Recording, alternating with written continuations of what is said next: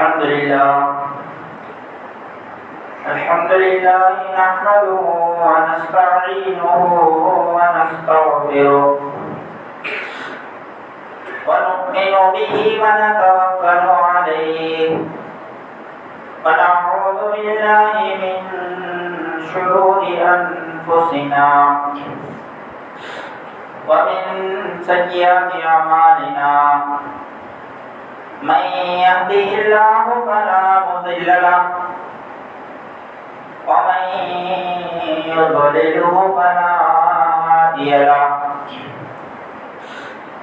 ونشهد أن لا إله إلا الله وحده لا شريك له ونشهد أن سيدنا ومولانا محمدا عبده ورسوله صلى الله عليه وعلى آله وأصحابه أجمعين أما بعد فقد قال الله تبارك وتعالى في القرآن المجيد والفرقان الحميد أعوذ بالله من الشيطان الرجيم بسم الله الرحمن الرحيم ظهر الفساد في البر والبحر بما كسبت أيدي الناس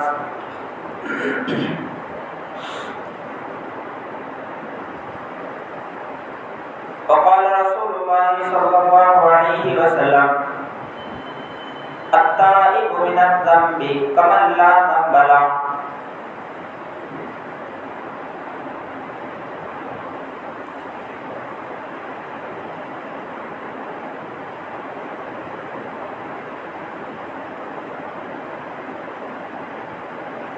عزیز دوستو بزرگوں، اللہ تبارک و تعالی قرآن پاک میں ارشاد فرماتا ہے زمین میں جس زمین پر اے انسانوں تم رہتے ہو، جس زمین پر کھاتے ہو، جس زمین پر چلتے ہو، جس زمین پر سوتے ہو، جس زمین پر مکان بناتے ہو، جس زمین میں کھیتی باڑی کرتے ہو،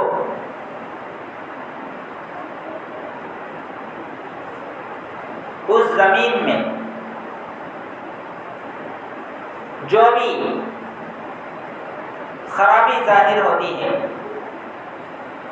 جو بھی مصیبت آتی ہے، آفت آتی ہے، پریشانی آتی ہے، نقصان پہنچتا ہے،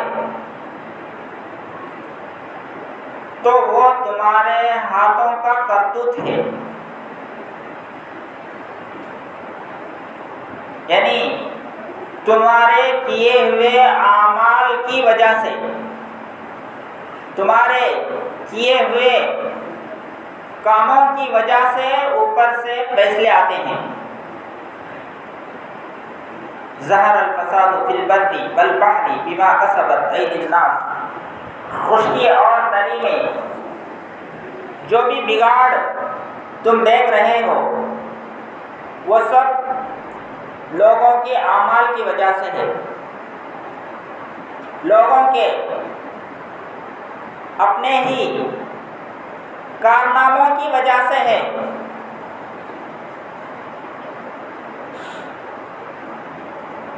تو یہ آیت ہمیں بتا رہی ہے کہ دنیا میں جو بھی حالات آتے ہیں برے، وہ ہمارے اعمال کی وجہ سے آتے ہیں، لیکن ہم اپنے اعمال کی طرف نگاہ کرنے کے بجائے اپنی گناہوں کی طرف نظر کرنے کے بجائے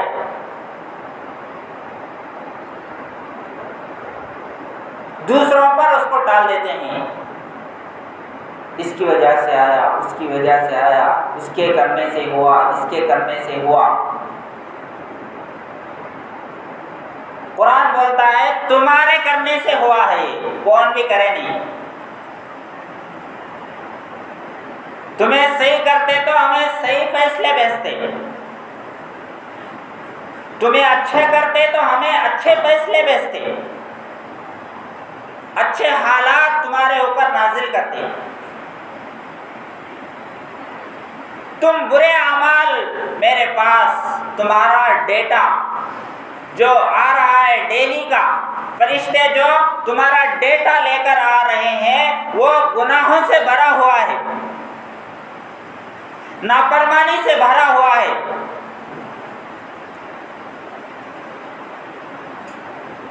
وہ ڈیٹا جب آئے گا تو ویسا ہی ڈیٹا تمہارے پاس ہماری طرف سے آئے گا، یعنی ویسے ہی حالات آئیں گے۔ تو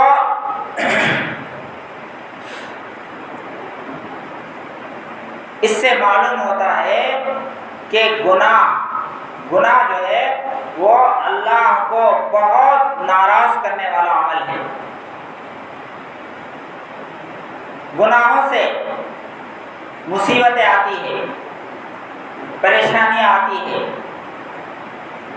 چاہے انفرادی ہو یا اجتماعی ہو۔ آپ قرآن کریم پڑھ کر دیکھیں،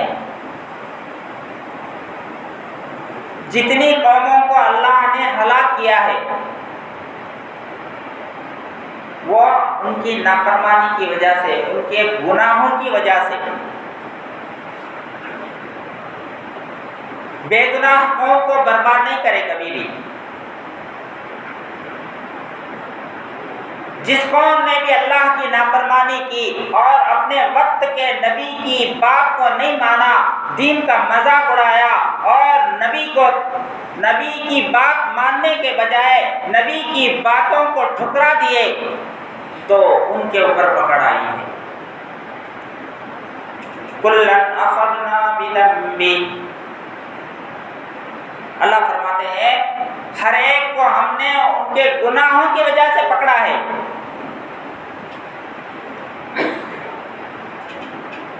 جیسے قوم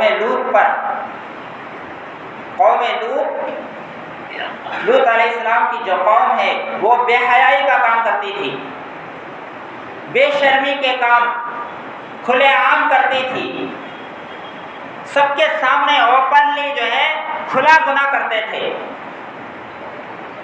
تو ان کو اللہ تعالیٰ ان کے بستی کو آسمان تک اٹھا کر لے جا کے پلٹا کے مار دیا گیا زمین پر۔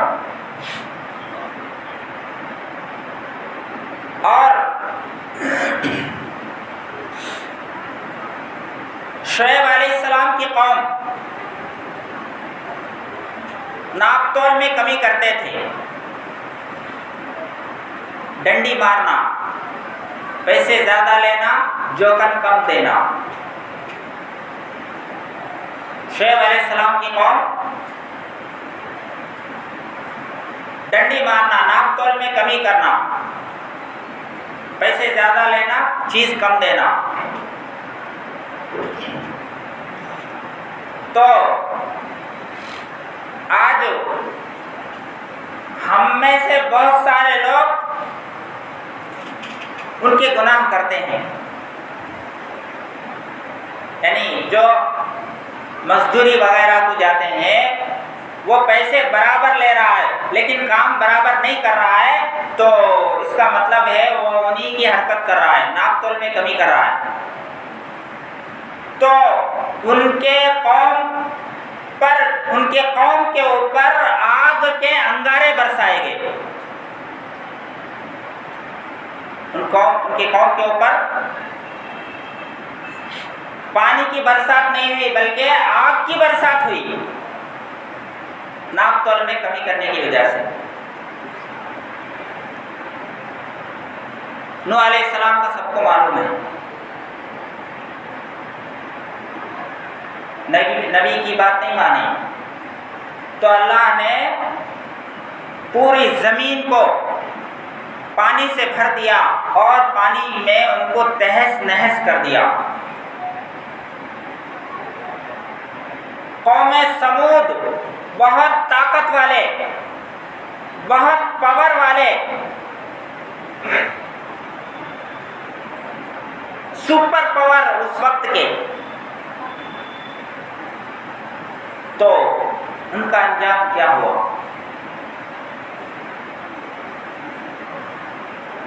ان کے اوپر ایک چیخ آئی، زوردار آواز آئی، اس آواز کی وجہ سے ان کے کان پھٹ گئے، ان کے دل پھٹے کے پھٹی رہ گئی۔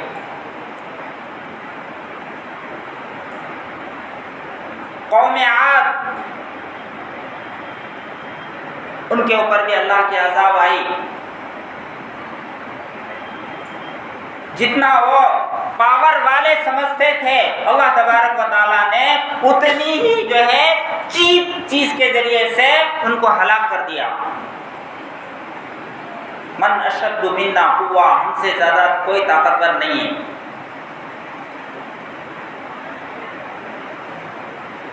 تو ایسے طاقت پر گھمنڈ کرنے والوں کو معمولی ہوا میں اڑا کر ہلاک کر دیے، ان کو ریزہ ریزہ کر دیے، تباہ کر دیے، برباد کر دیے، ناشم کر دیے ان کو۔ فرعون کی قوم بھی ڈوب گئی۔ قارون،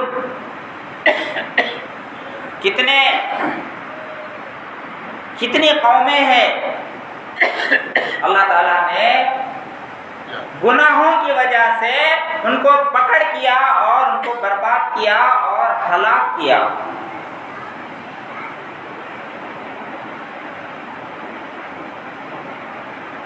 تو آج بھی ہم سے گناہ ہوتے ہیں،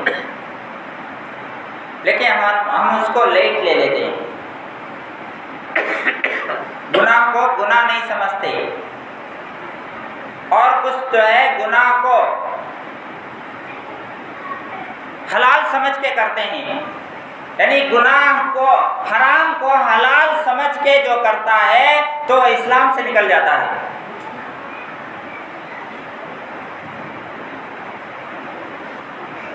اللہ کے نبی صلی اللہ علیہ وسلم نے ارشاد فرمایا کہ تم چھوٹے چھوٹے گناہوں سے بھی بچو، کیونکہ یہ جمع ہوتے ہوتے اس قدر ہو جائیں گے کہ ان کی وجہ سے تم کو ہلاک و برباد کیا جا سکتا ہے۔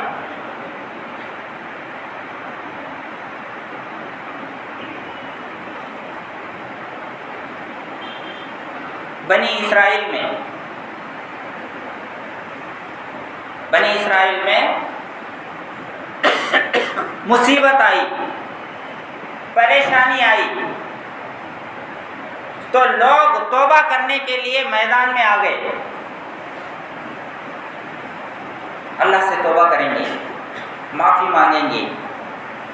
تو اس وقت جو ان کا نبی تھا، ان کے نبی کی طرف اللہ تعالیٰ نے یہ وحی بھیجی کہ اے لوگو، تم جس بدن کے ساتھ میدان میں آ رہے ہو، تمہارا بدن ناپاک ہے،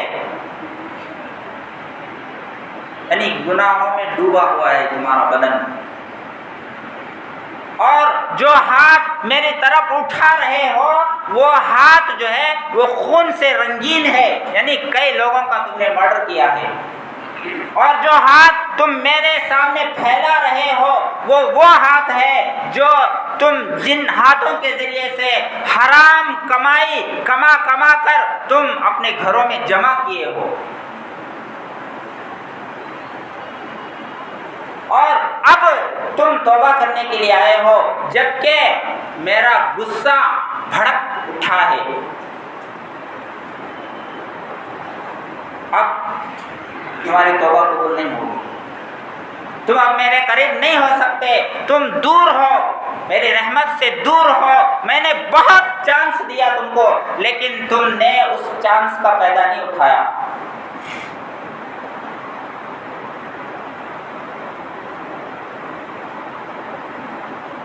ایسے ہی یوشع بن نون ایک پیغمبر ہے، وہ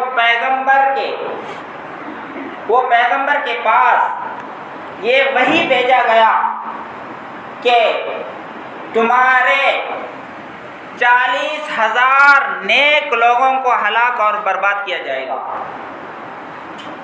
اور تمہاری امت میں سے 60,000 لوگوں کو برباد اور ہلاک کیا جائے گا۔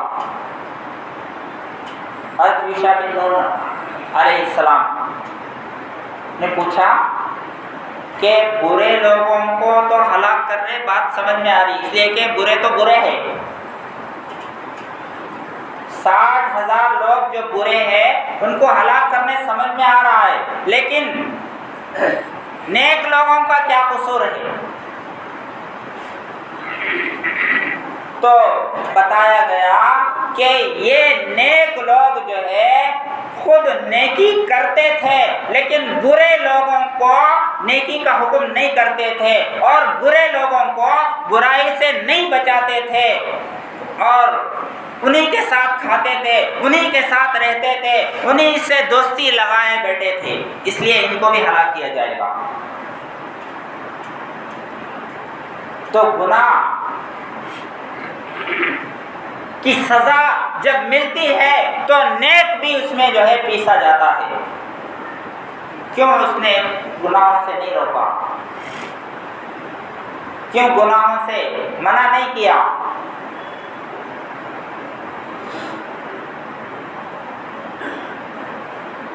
اللہ کے نبی صلی اللہ علیہ وسلم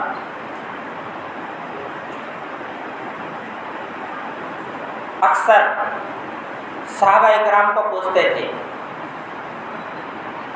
کہ آج کسی نے خواب دیکھا ہے، یعنی صحابہ اکرام کو پوچھتے تھے رات میں کسی نے خواب دیکھا ہے؟ کوئی دیکھتا تو بول دیتے کہ میں نے فلاں خواب دیکھا ہے، اور حضور صلی اللہ علیہ وسلم اس کی تعبیر بتاتے۔ ایک دن آپ صلی اللہ علیہ وسلم نے خود اپنا خواب بیان کیا، فرمایا کہ میرے پاس ایک آدمی آیا اور مجھے اٹھایا اور مجھے ایک جگہ لے گیا، دیکھا کہ ایک آدمی سو رہا ہے، اس کے پاس مجھے لے جایا گیا،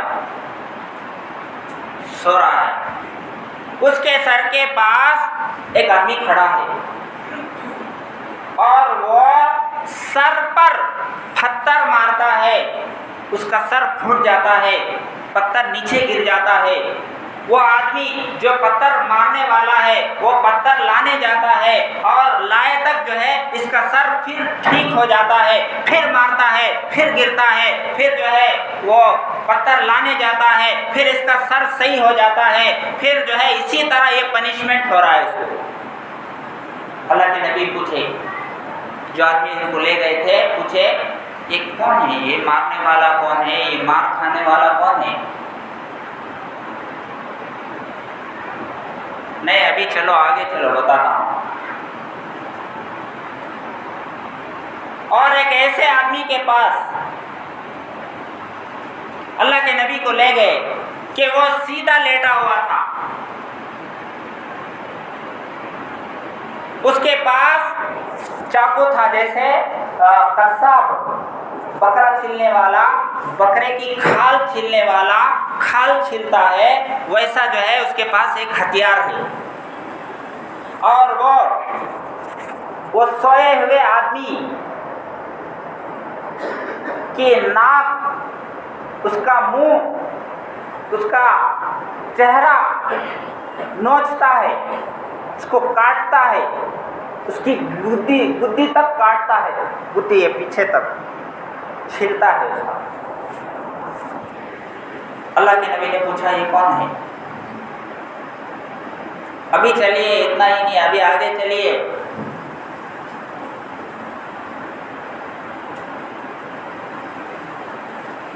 اس نے اللہ کے نبی کو ایک تنور کے پاس لے گیا۔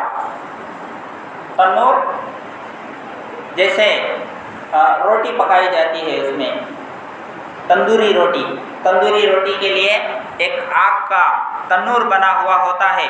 اس تنور میں روٹی کو لگاتے ہیں تو آگ اندر سے آلریڈی بھڑک اٹھتی ہے، تو اس میں روٹی سیکا جاتا ہے۔ ایسے تنور میں لے گئے۔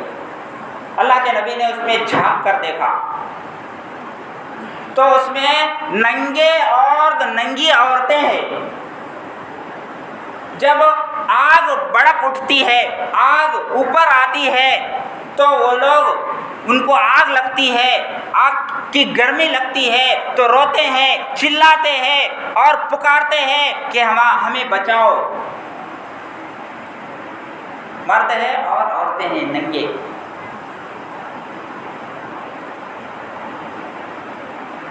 اللہ کے نبی نے پوچھا یہ کون لوگ ہیں؟ نہیں ابھی نہیں، ابھی آگے چلو، ابھی بتائیں گے۔ اللہ کے نبی کو ایک نہر میں لے جاتے ہیں، نہر کے پاس۔ وہ نہر بالکل لال ہوتا ہے، لال خون کی طرح بہتے رہتا ہو۔ اس میں ایک آدمی تیر رہا ہے، سوئمنگ کر رہا ہے، اور اس نہر کے کنارے ایک آدمی بیٹھ کر ہے۔ وہ آدمی تیرتے تیرتے، سوئم کرتے کرتے اس یعنی کنارے جو بیٹھا ہے اس کے پاس آتا ہے، اور یہ کنارے بیٹھا ہوا آدمی وہ تیرتے ہوئے آدمی کے جو منہ کھلا ہے اس کے منہ میں پتھر رکھتا ہے، اور وہ پھر وہ پتھر لے کے منہ میں تیرتے ہوئے چلا جاتا ہے۔ اللہ کے نبی نے پوچھا یہ کون ہے؟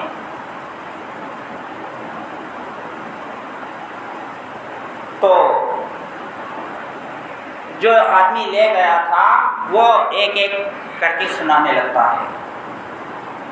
جو پہلا شخص ہے، یعنی جس کے سر کو مارا جا رہا تھا پتھر سے، وہ آدمی ہے جو دنیا کے اندر نماز چھوڑ دیتا تھا، نماز نہیں پڑھتا تھا، اذان دی جاتی تھی تو مسجد کو نہیں آتا تھا۔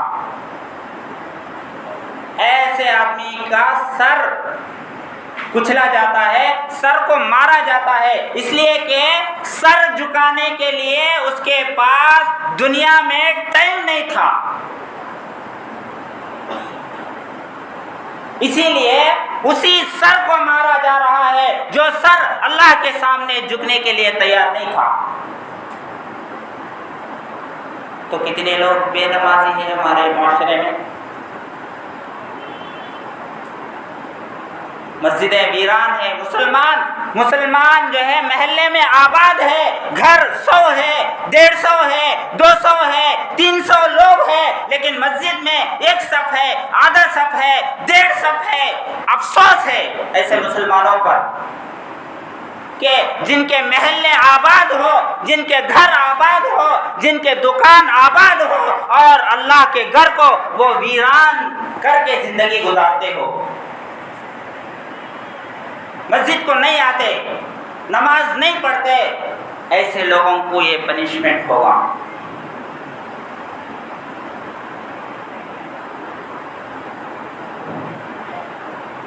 اور اسی کے بارے میں یعنی غیروں سے عبرت حاصل کرنا چاہیے۔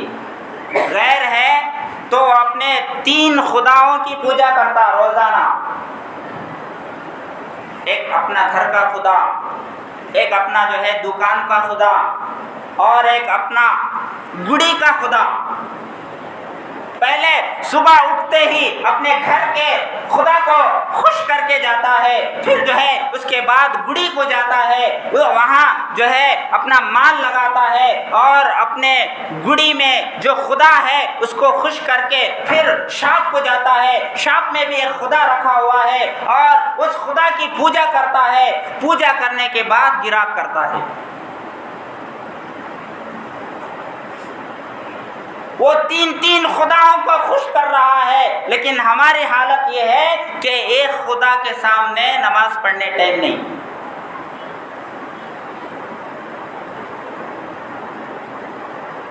اور مسلمان سینہ ٹھان کر کہتے ہیں کہ ہم پکے مسلمان ہیں۔ اللہ کے نبی صلی اللہ علیہ وسلم نے کیا فرمایا؟ جو نماز نہیں پڑھتے دنیا کے اندر، ایسے لوگوں کا حشر فرعون کے ساتھ ہوگا، ایسے لوگوں کا حشر حامان کے ساتھ ہوگا، قارون کے ساتھ ہوگا، ایسے لوگوں کا حشر جو ہے کافروں کے ساتھ ہوگا، مودی کے ساتھ ہوگا، امیت شاہ کے ساتھ ہوگا، یوگی کے ساتھ ایسے لوگوں کا حشر ہوگا۔ کیا آپ مودی کے ساتھ سیلفی لینا چاہیں گے؟ سے تو دشمن سمجھتے ہیں مسلمان، لیکن نماز نہیں پڑھنے والے اسی کے ساتھ اٹھائے جائیں گے۔ مودی کے ساتھ سیلفی کون بھی لینے تیار نہیں ہوگا۔ سور کے ساتھ لے سکتا ہوں لیکن مودی کے ساتھ سیلفی نہیں لوں گا،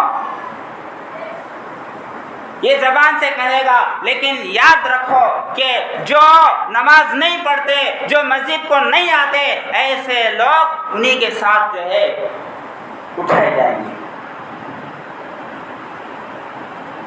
تو ایک گناہ کے بارے میں بتایا گیا، جس کا سر مارا جا رہا ہے، جس کا سر اللہ کے سامنے نہیں جھکتا تھا، اس کو پنشمنٹ یہ مل رہا ہے۔ دوسرا گناہ یعنی اس کے منہ کو چھیلا جا رہا ہے، اس کے ناک کو چھیلا جا رہا ہے، اس کے گدی تک جو ہے اس کے چمڑے کو چھیلا جا رہا ہے۔ تو اس نے کہا کہ یہ وہ شخص ہے جو بازاروں میں جا کر جھوٹ پھیلاتا تھا۔ جھوٹ پھیلانے والوں کا یہ انجام ہے۔ اور تیسرا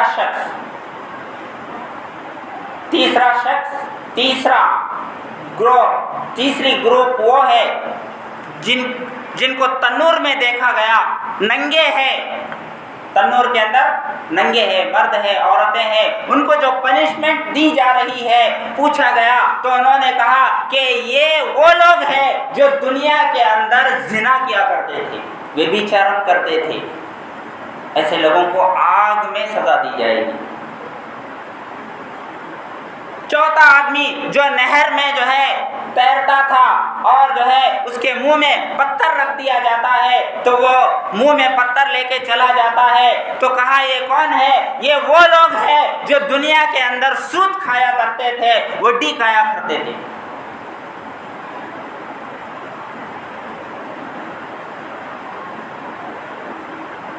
اللہ کے نبی صلی اللہ علیہ وسلم نے ارشاد فرمایا کہ جس قوم میں سود عام ہوتا ہے، جس قوم میں ویبھچارم عام ہوتا ہے، ان کو ہلاک اور برباد کرنے کا فیصلہ کیا جاتا ہے۔